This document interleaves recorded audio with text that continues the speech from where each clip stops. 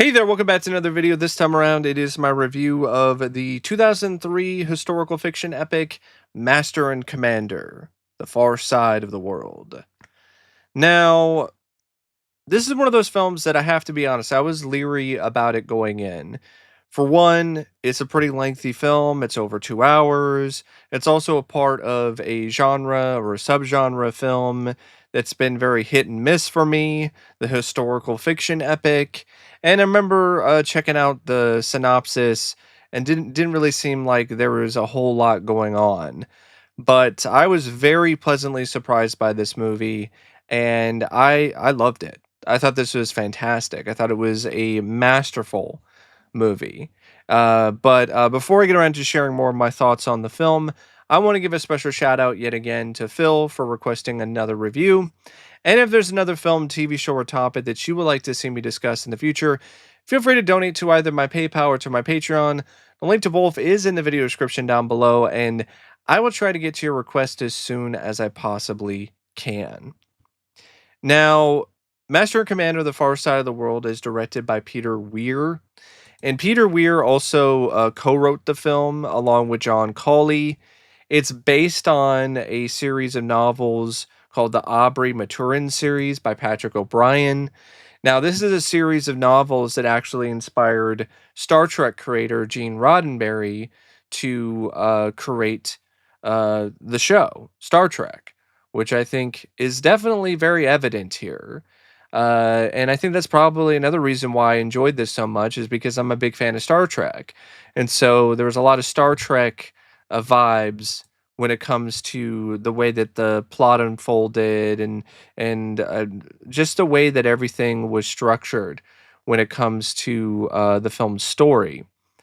Peter Weir, prior to this, he had honed his teeth and definitely did a lot of other Hollywood productions prior to this, like Witness or the Dead Poets Society, and other movies from his native Australia, because I believe he's an Australian filmmaker. He did the Cars That Ate Paris, which is one of his earlier films. He did Gallipoli with Mel Gibson, and he also did other films for U.S. markets like The Truman Show prior to Master and Commander. But for whatever reason, after this film underperformed and bombed in the box office, he basically was never really given another shot again to helm a big budget feature film, which is a shame because his direction in this is astounding.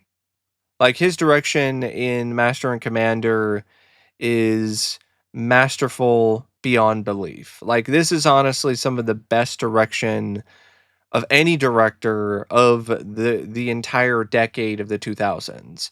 I genuinely feel that Peter Weir's direction was that good. The way that Peter Weir just just just superbly crafted his camera work in this is second to none. There are multiple shots in this film that you could take a photo of and frame it and put it on your wall. Like it's that kind of movie. I love the way that he worked with light and shadow. I love the way that he worked with the set, which in a lot of ways was an actual ship that they built and they used for the movie. And there's just so much about this that is just absolutely just gobsmacking when it comes to the film's visuals. The usage of camera angles to enhance scenes, enhance the emotion in a scene, not be just there for eye candy. The usage of wide shots and up close shots and tight framing to really create a certain claustrophobic feel and vibe when necessary, but also to showcase the wide open sea. And it's just a film that is such a treat to watch visually. There's just so many scenes, so many moments in terms of how it's shot and how it's directed that are just really special and are the things that fans of film love. There's a reason why this movie is like huge hit on Reddit and in other places when it comes to like film buff communities, because it's that kind of movie. Like there's always something to enjoy or to appreciate from a visual perspective because of how well Weir directed this movie. There's also a lot of realism in this. This film is very gritty. It's very realistic in terms of how it portrays naval warfare and other aspects of that life. And as a result, you need a director who can really execute that kind of stuff in a way that is really efficient as well as believable. And he does that and then some. Like, this is the most immersive film about sea warfare or living on the sea, being a part of a crew of like 60 plus different people that I've honestly seen. I think this is the best film when it comes to that. When it comes to showcasing that life and exactly what it's like to be on that boat and to experience all the trials and the tribulations that come with that and the sacrifices that happen when it comes to a mission like the one that Aubrey is on, where he's trying to take down and take out this phantom ship, and he's undermanned and he's outgunned and he's trying to take on a ship that's faster and larger than he is. And the direction just really exemplifies all the right emotions and just really does a great job building tension at times just on its own, especially when it comes to the scenes where there's like not really anything happening. It's just two boats trying to stay one step ahead of one another, or one instance where one ship is trying to hide in the fog to survive because because that's what happens early on in the film. The Aubrey's ship gets attacked by this phantom ship, and it winds up just completely incapacitating his ship. And in order to survive, they have to hide in the fog. And just the way that the whole scene is set up, with honestly next to no sound, is just really masterfully done. And there's so many moments in this that work because of the director's framing, because of how he frames the shot and puts everything in place. And even stuff like scenes that are in the cabin quarters, even scenes like at the dinner table, with Aubrey and his friends just conversing with one another. There's a certain elegance, there's a certain just expertise that is being employed when it comes to the direction. Moments like the scenes on the Galapagos Islands are also really well done. There are shots on the island that look like something you would see out of a documentary on the islands themselves. Like, it is just a really superbly, just spectacularly filmed movie. And the direction is just easily, in my opinion, some of Weir's best work. And arguably, it is his best work as a director. And that's saying a lot considering how many other films he's done in his career up until this point that were quite good. And I think his script that he worked on with John Cawley is equally as good, equally as strong. I really like the fact that this screenplay is focusing more on the day in the life of the crew of this ship, of this uh, frigate, the HMS Surprise, that's trying to intercept the heavy frigate, the Archeron. And the Archeron is bigger, it's faster, it's stronger, has more guns, but that's not deterring the captain of the Surprise, Aubrey, who thinks that himself, along with the rest of his crew, can actually do what a lot of people would consider to be the impossible, and intercept and take over and take the Archeron as a prize. And that's really the main conflict in this film, is this crew that is undermanned, this boat ship, this frigate ship that is not really on the same class or in the same level as the Archeron, finding a way to overcome the odds. And that's a consistent conflict throughout the story. And I think it's a strong enough conflict on itself, and it's interesting enough because of the fact that due to how much of an advantage the Archeron has, the Surprise and its crew and the captain, they have to think outside of the box. They have to use their wits in order to take down the Archeron.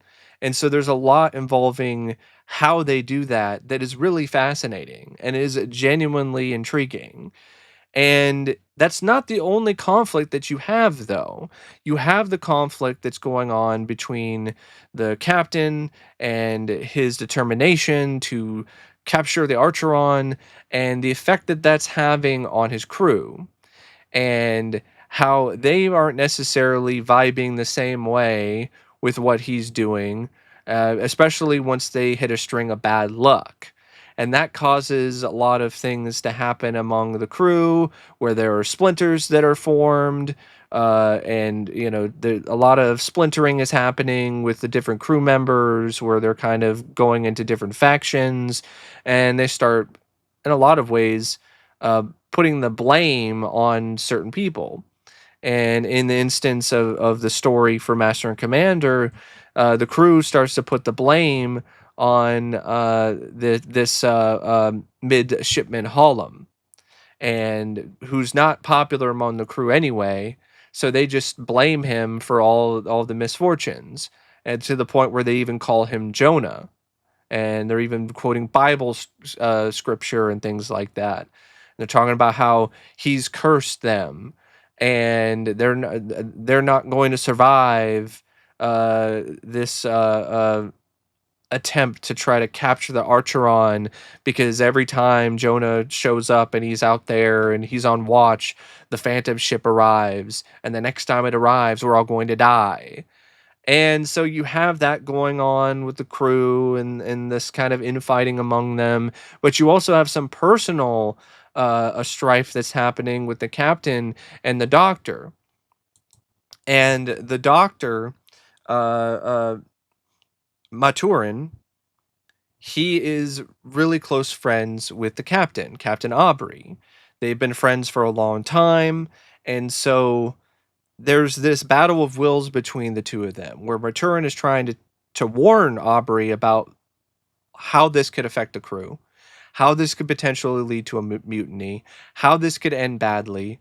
And he's trying to get Aubrey to realize that there's more to life in general, and there's more to being a captain of a ship than doing what England wants, capturing this mysterious ship in the Archeron. There's more to everything than just that one thing, and he's trying to get across to him, like, what are you willing to sacrifice? Are you willing to sacrifice everything for this, or are you willing to make some sort of compromise?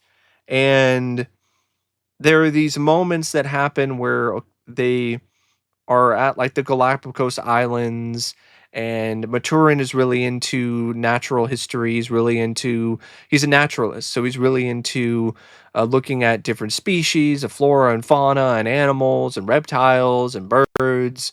And this is the Galapagos Islands, and this is prior to Darwin discovering the island, by the way. So Maturin is on the cusp of history here, and he's understandably frustrated with his friend who's the captain of this ship, who's like, I don't have time for your hobbies. Like, we need to go because we need to capture the Archeron. And so that causes some extra strife to form between Maturin and the captain. But what I really like about how things progress when it comes to this story is that you have that drama, but there's a clear resolution to it. And I like how it resolves itself, where the captain, Aubrey, actually realizes the error of his ways after there's already been sacrifices that have been made along the way. There was a crewmate who wound up drowning because he was on one of the sails and they got knocked off during a storm. And so he's out there in the ocean, but in order for them to survive and continue on their mission, they had to cut the ropes and let him go. And there's also other stuff that happens with Hullum, where because of the pressure that he's feeling from everyone in the crew, he actually starts to believe that he is cursed. So he feels the best way to uh, uh, help the situation and to make the mission a success is to kill himself. It's really tragic and it's really messed up, but those are the sacrifices that are being made along the way. And at a certain point, uh, Aubrey realizes that it's not worth it, and that's after his friend, the doctor, gets shot. He gets shot. There's this guy who's playing around with a gun, not thinking clearly, trying to shoot a bird, shoots the doctor, and now the doctor is in bad shape. And so Aubrey realizes that his friend could be dying, and he doesn't want to, let his friend just die on the ship. He wants to give back to his friend, let his friend go back to the island, and maybe find a way to save himself on the island. He decides to throw everything aside, his duty to his country, the mission, everything, in favor of doing what he feels is right for his friend. So he stops at the Galapagos Islands again, and his friend, the doctor, Maturin, actually winds up doing surgery on himself in a pretty wild scene. I thought that was a really unique idea too, that he would do surgery on himself. And there's a lot of stuff like that in the script that I really like. These moments involving the doctor, like when he's doing surgery on himself, or the scene when he's helping that the kid, the I'm trying to remember what the name of the kid is because there's a lot of characters in this. Um, but yeah, there's this young boy, and he winds up losing an arm because he breaks his arm during the initial attack when the Archeron attacks the surprise early on in the film, and he breaks his arm. And because this is the time period, um, there's no like effective good treatment for that other than cutting his arm off. So I like that it doesn't really shy away from the reality of, how poor medical treatments were and how extreme they were. And I mean, it gets to the point where the doctor has to do surgery on himself. That's then things are really getting crazy. But I also like the fact that the the captain, he makes his own sacrifices in order to do the right thing for his friend, but once his friend recovers from the surgery and he's going around trying to collect all these specimens on the island, he's trying to find this flightless bird that could, be revolutionary and make a name, make a serious name for himself in the naturalist uh, uh, history books. When he sees the Archeron that just shows up, he throws that all away. And so it shows that he's willing to make sacrifices as well. And I like that. I like that a lot when it comes to this script. And I like that it culminates in a battle with the Archeron where the captain utilizes knowledge that he's obtained from his friend the surgeon, who's a naturalist, who's telling him about this insect that disguises itself as a stick. And so he's like, that's what we'll do. We'll disguise ourselves as something else. We'll disguise ourselves as a whaler ship, and we'll trick the Archeron, and then we'll attack them. And we'll attack them by surprise. And I feel the way that that whole sequence is executed is brilliantly done. And I like that you have a satisfying conclusion to everything. They capture the Archeron, but they don't shy away from the fact that, okay, you capture the Archeron, but there's still going to be more sacrifices. There's still going to be more casualties, and one of the younger boys winds up dying, and so does a good other amount of crew members. So the casualties are piling up. He captures the Archeron. The crew that is remaining gets to experience that joy and that thrill of capturing the Archeron, but it's a hollow victory. And I like that the script doesn't shy away from that fact that, yeah, despite all of the pomp and circumstance and the, yeah, hoorah, we did it, it shows the other side of that when they have to um, mourn the dead and the fallen, and it just adds a nice extra added bit of reality to everything. It's not just the swashbuckling and fending off pirates or going after, the French and the Archeron and taking the ship. There's more to it than just the uh, uh, sheer thrill of everything. Like you, that's fun and all, and definitely something that you know makes them feel like they've accomplished something, but how much have they really accomplished in the end? And the film does ask those questions, and it's definitely something that makes you think about that era. It was like, okay, yeah, all these people died and all of this for just capturing one boat, one ship, and fighting a war that I don't think anyone even won to begin with. Like, it's very hollow. It's a hollow, empty victory. But the real victory is the convictions that are confirmed throughout the journey. It's learning that there is more to life than just capturing these ships. That there is actually friendships and there's brotherhood, and those are more important. Like that, the realization of that is the real victory in the end. And I like that. I like that a lot about this script.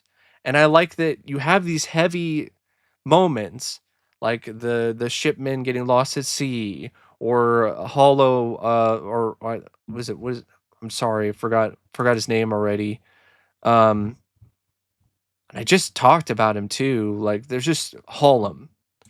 So you have like Hollum killing himself and stuff like that. But then you have these moments of levity too, like the dinner scene where Aubrey is mentioning, the lesser of two weevils, or the moment at the end of the film when Aubrey and Maturin are having this jam session with their instruments.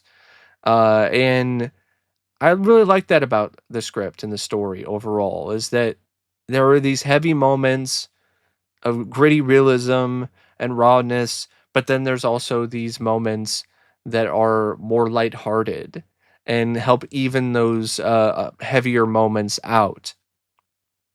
And it's not an action story. It starts out with a lot of cannon blasting and a pretty tense duel between the two ships. Uh, and it even ends in that particular way. And there are moments where things get a little tense and a little tight when it comes to the other encounters that the surprise has with the Archeron throughout the story.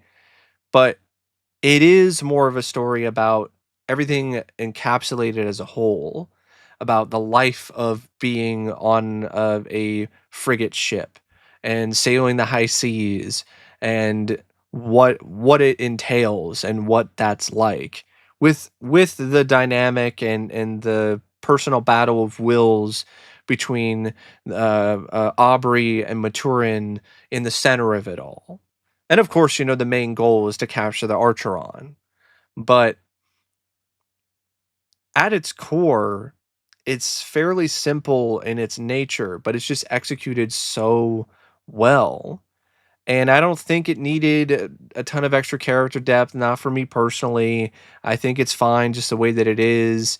When it comes to character depth of being focused primarily upon on Maturin and Aubrey, because I think like you don't really the crew. There's like 60 plus crew members. There's so many crew members that I don't think there's really a way for you to be able to give them all the same approach in terms of character depth or development. And I think the script does a decent enough job in terms of making them not completely forgettable. They don't have like super distinct personalities, but I think they're different enough from one another that I could differentiate them. I didn't really feel like they all like blended together, at least not to me personally. I felt that there were enough of the crew members that had their own little quirks, own little things that made them stand out. Um, and yeah, the dialogue I felt was very natural and very real, and it didn't feel like it was just something that was written for a Hollywood movie, which is another aspect of the script that I appreciate. And it's the attention to detail, the authenticity of things. Um, it's something that I definitely admire about this script and honestly about this film in general. So, yeah, there's morals, there's lessons that are learned by the end of the story, by the end of the journey, but a lot about this story and about this script is the journey itself, and that's the adventure. The adventure is the journey. It's not the destination. It's not capturing the Archeron. It's the journey of getting to that point. That is what makes this such a compelling and enthralling story and script for me. Is yeah, there are lulls, there are moments where there's not action, but that's not really what the script or the story is trying to do. It's trying to immerse you in this world and the lifestyle and just the daily goings on of being a part of this crew, the crew of the surprise. And everything that comes with that, good and bad. And that's what is really the biggest strength of the story and the script is how authentic and just how well it does that particular task. So yeah, I can't sing enough praises when it comes to the script. I think it's a really great screenplay. Now, the cast is also really amazing. Like Russell Crowe as Jack Aubrey, this is, in my opinion, his best performance. I think he should have won an Oscar for this. I genuinely feel that way. He was so good in this role.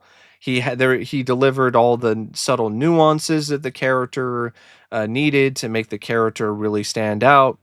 He also was able to showcase the stoicism and the intensity that the character needed in order for the character to effectively convey exactly what the story needs him to do. And there was a certain charm too and a charisma. And you could also tell that he was genuinely enjoying himself despite a difficult production. This is a difficult shoot, but you never really saw that was getting to Russell or anyone else in the cast to the point where it was affecting their performance. It was still as steady and as strong despite the rough seas. And Paul Bettany was also phenomenal as Maturin. This is also one of his best performances. It might even be his best performance, at least off the top of my head. I really loved his performance as Maturin. He was very strong in his convictions in his own way, and also had his own charm and charisma. And I felt that him and Russell Crowe had really good chemistry. They were really great together. And you got like James D'Arcy who plays First Lieutenant Pullings. He's good too in the role that he has. Edward Woodall is the second lieutenant. Mowat. Chris Larkin as Captain Howard from the Royal Marines. Robert Pugh as John Allen. Max Benitz as the midshipman, third lieutenant Miles Calamy, Max Pirkis, who played midshipman Lord William Blakeney, Um, there's a lot of people in this cast. They're not well-known names, but I think they still did a good job performance-wise in terms of delivering the authenticity that this film was trying to go for. Yeah, there's a lot of no names. Like, you look at this cast, go down. Max Pirkis as Lord William Blakeney, Ingleby as Midshipman Hallam, Richard McCabe as Mr. Higgins, Ian Mercer as Mr. Haller, Tony Dolan as Mr. Lamb. Um, these are all people that aren't huge, massive, well-known names, but that's fine because they did what they were asked to do and did it well. They were there to, in a lot of ways, just effectively convey that they are just an average member of the crew of this ship. Not trying to upstage anybody, not trying to chew the scenery, just trying to, blend in the background. Like what would happen if you were actually a part of the crew of that ship. And I feel that the film also features some gorgeous, just stunning and visually vivid cinematography by Russell Boyd, and the editing by Lee Smith is also really strong, really great stuff. Especially when it comes to the sequences where the Archeron and the Surprise are squaring off against one another, or the few little scenes that are there when it comes to sword fighting, or some of the action in the film. And I like this score by Iva Davies, Christopher Gordon, and Richard Tognetti. It's very classically uh enthused. Like, it's a score that is very heavily enthusiastic about being akin to classical music. In fact, there are even some classical pieces of music that are actually used in the film itself. And a lot of the score actually is these classical pieces, which fits it very well because I feel in a lot of ways Master and Commander is like a great sonata. It's got that intrigue that a sonata has. It's got that exemplary composition. It's got thrills, and it's got a lot of things that you look for out of a sonata. It's just really well composed, really well structured. Everything is there for a reason, and it all culminates in a very satisfying and strong uh, note at the end of it all. So I think that it is very fitting that this film features a lot of classical music in it when it comes to its score. And unlike some other films that are this lengthy, I really didn't find it to be that boring. I think it's a film that might not work for some people. They might find it to be a bit dull because there are moments where there are lulls. There's not a lot happening. But I think the inherent drama of everything and just how immersive every aspect of this film is, from the art direction to the production design to the costuming to the effects to the sound design. The sound design of this film is so spectacular. It is so good. It's a huge part of why this film works as well as it does.